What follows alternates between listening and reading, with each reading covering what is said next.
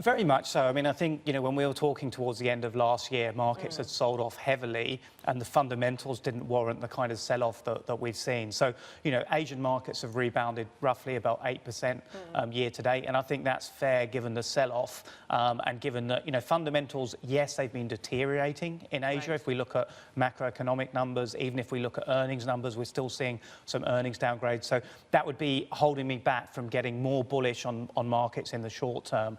And I think in terms of the trade tariffs, markets have definitely priced in the current state of affairs and are now really assuming that we're going to get a deferral of the implementation of the 25% tariffs. But a deferral isn't necessarily good news, especially for the corporate fundamentals that you're talking about. If it's a deferral, that means further delay, because it sounds like from President Trump that they may be willing to say, okay, no more hike in tariffs, but we're going to keep these talks going. And that spells more uncertainty. And if you look at some of the earnings guidance, as you point out, the outlook is really taking a hit from the uncertainty alone, not so much just because of the impact of tariffs.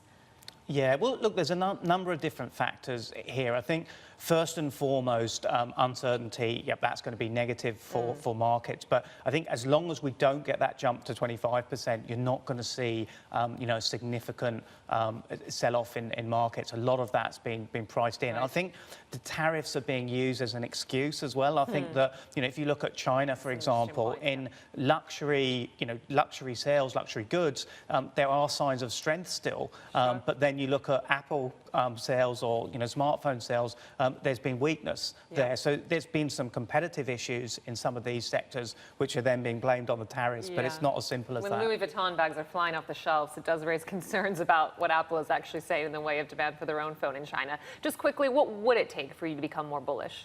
I think we want to see a reversal in those negative earnings revisions. So once we start to see a bottoming in those analyst earnings reversions, and a reversal to positive numbers, the valuations are already there. We're on a big discount to developed markets. So we're comfortable with the valuations, but we don't have those upgrades coming through in corporate earnings. Hey everybody, it's Hadley Gamble from our new CNBC Middle East Bureau in Abu Dhabi. Thanks for stopping by. Now to watch more, you can try one of the videos that just popped up on your screen. And don't forget to subscribe.